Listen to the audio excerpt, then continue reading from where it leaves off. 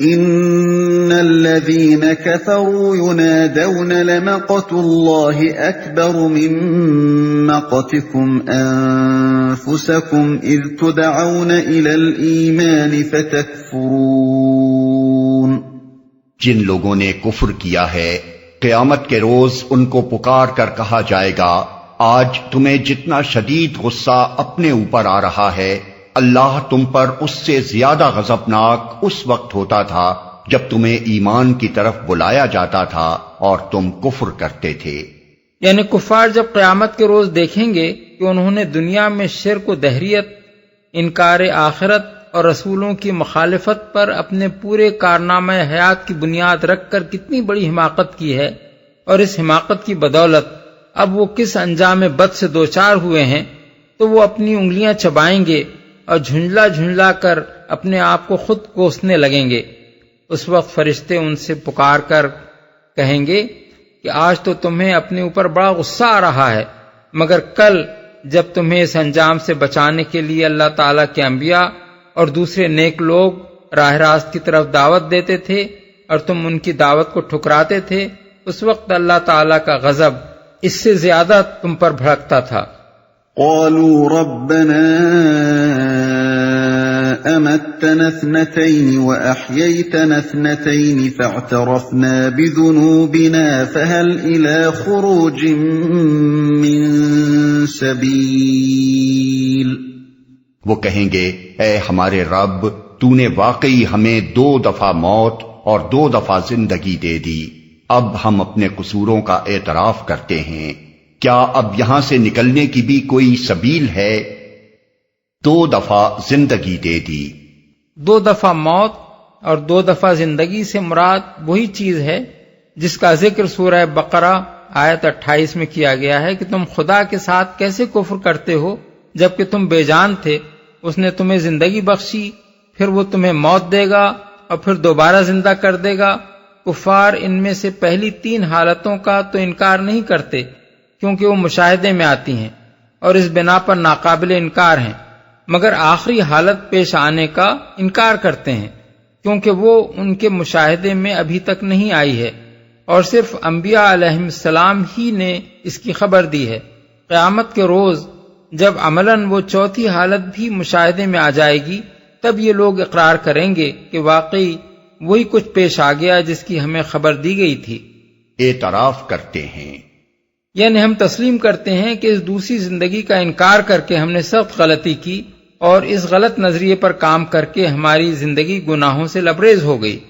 کوئی سبیل ہے؟ یعنی کیا اب اس کا کوئی امکان ہے کہ ہمارے اعتراف گناہ کو قبول کر کے ہمیں عذاب کی اس حالت سے نکال دیا جائے جس میں ہم مبتلا ہو گئے ہیں؟ ذَلِكُمْ بِأَنَّهُ إِذَا دُعِيَ اللَّهُ وَحْدَهُ كَفَرْتُمْ وَإِن يُشْرَكْ بِهِ تُؤْمِنُوا فَالْحُكْمُ لِلَّهِ الْعَلِيِّ الْكَبِيرِ۔ جواب ملے گا، یہ حالت جس میں تم مبتلا ہو اس وجہ سے ہے کہ جب اکیلے اللہ کی طرف بلایا جاتا تھا تو تم ماننے سے انکار کر دیتے تھے، اور جب اس کے ساتھ دوسروں کو ملایا جاتا تھا تو تم مان لیتے تھے۔ اب فیصلہ اللہ بزرگ و برتر کے ہاتھ ہے۔ یعنی فیصلہ اب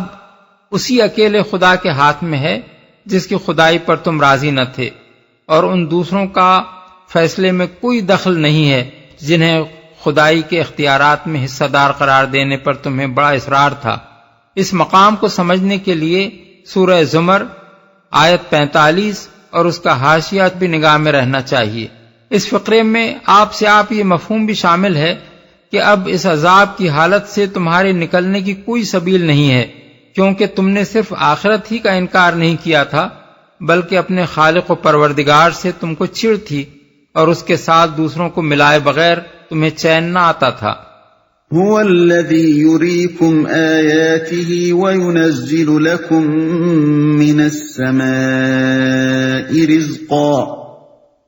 وما يتذكر إلا من ينيب۔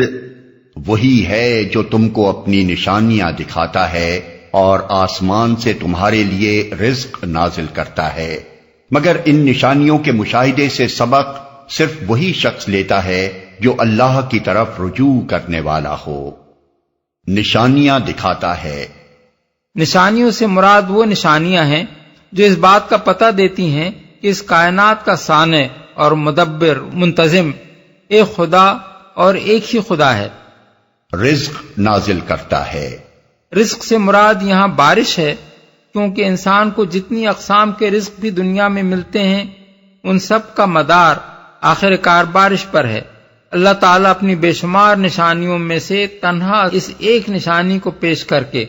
لوگوں کو توجہ دلاتا ہے کہ صرف اسی ایک چیز کے انتظام پر تم غور کرو تو تمہاری سمجھ میں آ جائے کہ نظام کائنات کے متعلق جو تصور تم کو قرآن میں دیا جا رہا ہے وہی حقیقت ہے۔ یہ انتظام صرف اسی صورت میں قائم ہو سکتا تھا جبکہ زمین اور اس کی مخلوقات اور پانی اور ہوا اور سورج اور حرارت و برودت سب کا خالق ایک ہی خدا ہو، اور یہ انتظام صرف اسی صورت میں لاکھوں کروڑوں برس تک پہم ایک باقاعدگی سے چل سکتا ہے جبکہ وہی ازلی و ابدی خدا اس کو جاری رکھے، اور اس انتظام کو قائم کرنے والا لازماً ایک حکیم و رحیم پروردگار ہی ہو سکتا ہے جس نے زمین میں انسان اور حیوانات اور نباتات کو جب پیدا کیا تو ٹھیک ٹھیک ان کی ضروریات کے مطابق پانی بھی بنایا، اور پھر اس پانی کو باقاعدگی کے ساتھ روئے زمین پر پہنچانے اور پھیلانے کے لیے یہ حیرت انگیز انتظامات کیے۔ اب اس شخص سے زیادہ ظالم کون ہو سکتا ہے جو یہ سب کچھ دیکھ کر بھی خدا کا انکار کرے یا اس کے ساتھ کچھ دوسری ہستیوں کو بھی خدائی میں شریک ٹھہرائے۔ رجوع کرنے والا ہو، یعنی خدا سے پھرا ہوا آدمی جس کی عقل پر غفلت یا تعصب کا پردہ پڑا ہوا ہو کسی چیز کو دیکھ کر بھی کوئی سبق نہیں لے سکتا۔ اس کی حیوانی آنکھیں یہ تو دیکھ لیں گی کہ ہوائیں چلیں، بادل آئے، کڑک چمک ہوئی اور بارش ہو گئی، مگر اس کا انسانی دماغ کبھی یہ نہ سوچے گا یہ سب کچھ کیوں ہو رہا ہے، کون کر رہا ہے اور مجھ پر اس کے کیا حقوق ہیں۔ فَادْعُوا اللَّهَ مُخْلِصِينَ لَهُ الدِّينَ وَلَوْ كَرِهَ الْكَافِرُونَ، پس اے رجوع کرنے والو اللہ ہی کو پکارو اپنے دین کو اس کے لیے خالص کر کے، خواہ تمہارا یہ فعل کافروں کو کتنا ہی ناگوار ہو۔ رفيع الدرجات ذو العرش يلقي الروح من أمره على من يشاء من عباده لينذر يوم التلاق يوم هم بارزون لا يخفى على الله منهم شيء لمن الملك اليوم للہ الواحد القہار، وہ بلند درجوں والا مالک عرش ہے، اپنے بندوں میں سے جس پر چاہتا ہے اپنے حکم سے روح نازل کر دیتا ہے تاکہ وہ ملاقات کے دن سے خبردار کر دے۔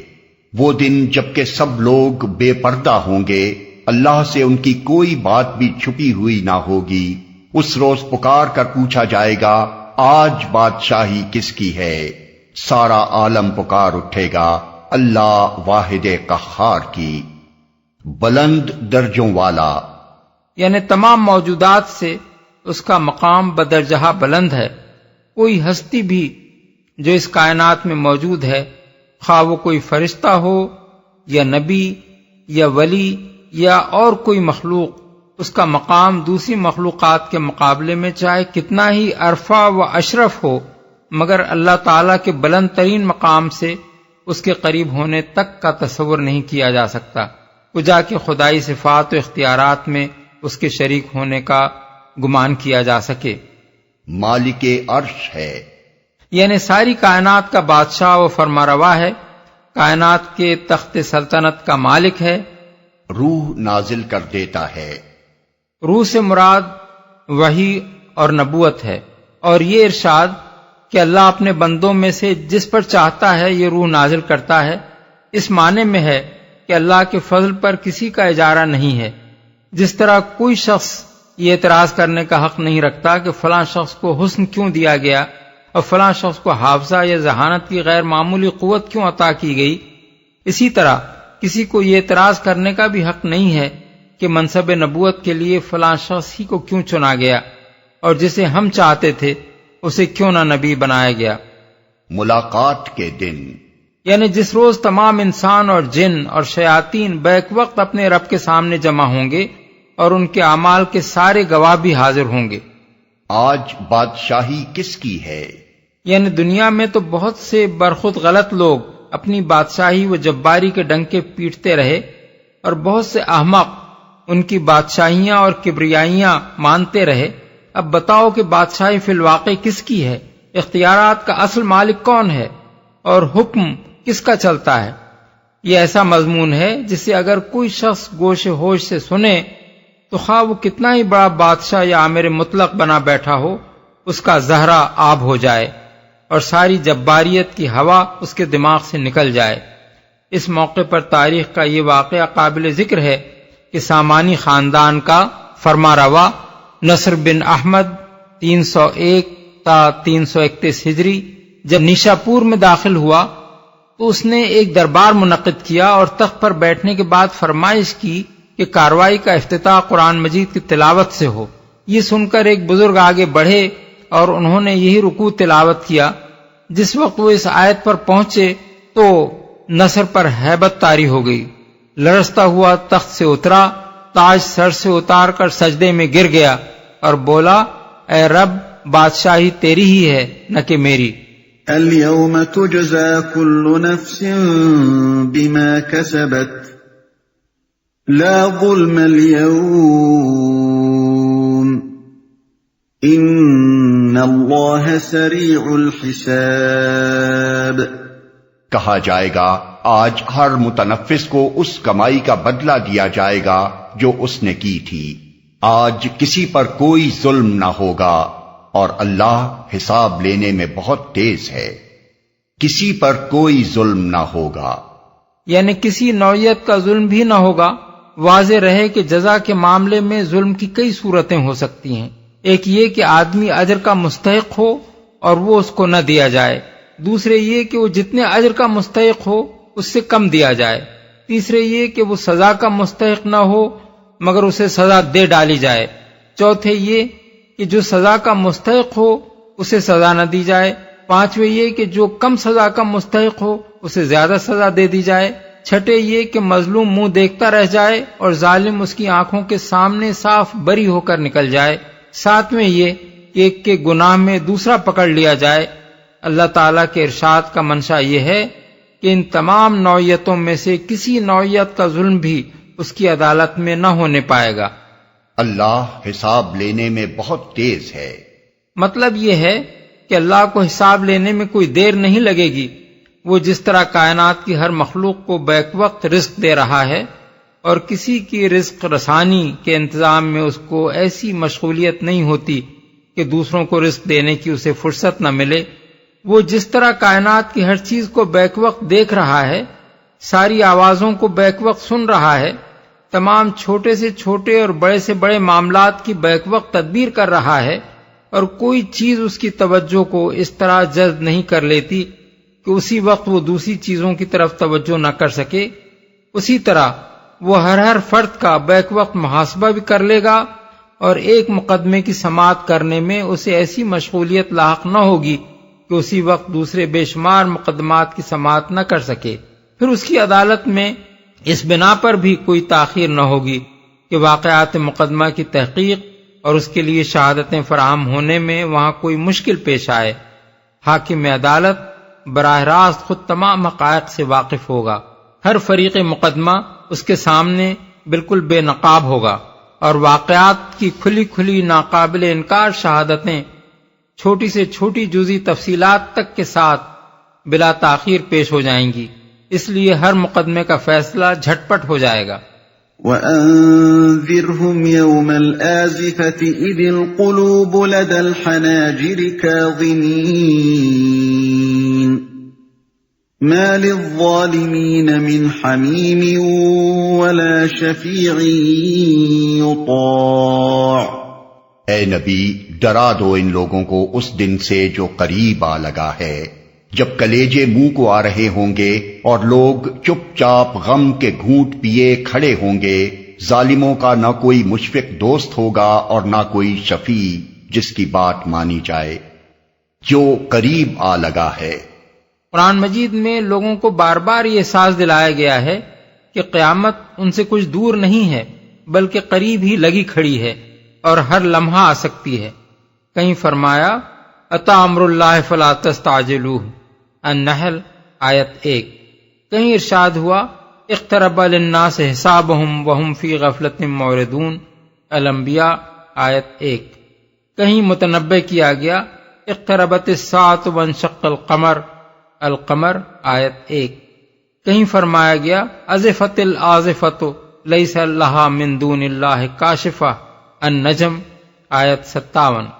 ان ساری باتوں سے مقصود لوگوں کو متنبہ کرنا ہے کہ قیامت کو دور کی چیز سمجھ کر بے خوف نہ رہیں، اور سنبھلنا ہے تو ایک لمحہ ضائع کیے بغیر سنبھل جائیں۔ نہ کوئی مشفق دوست ہوگا۔ اصل میں لفظ حمیم استعمال کیا گیا ہے جس سے مراد کسی شخص کا ایسا دوست ہے جو اس کو پٹتے دیکھ کر جوش میں آئے اور اسے بچانے کے لیے دوڑے، جس کی بات مانی جائے۔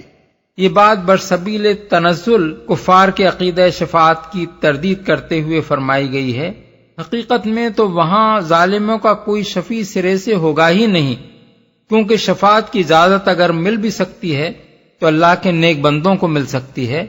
اور اللہ کے نیک بندے کبھی کافروں اور مشرکوں اور فساق و فجار کے دوست نہیں ہو سکتے کہ انہیں بچانے کے لیے سفارش کا خیال بھی کریں۔ لیکن چونکہ کفار و مشرکین اور گمراہ لوگوں کا بالعموم یہ عقیدہ رہا ہے اور آج بھی ہے کہ ہم جن بزرگوں کے دامن گرفتہ ہیں وہ کبھی ہمیں دوزخ میں نہ جانے دیں گے بلکہ اڑ کر کھڑے ہو جائیں گے اور بخشوا کر ہی چھوڑیں گے، اس لیے فرمایا گیا کہ وہاں ایسا شفیع کوئی بھی نہ ہوگا جس کی بات مانی جائے اور جس کی سفارش اللہ کو لازماً قبول ہی کرنی پڑے۔ يعلم خائنة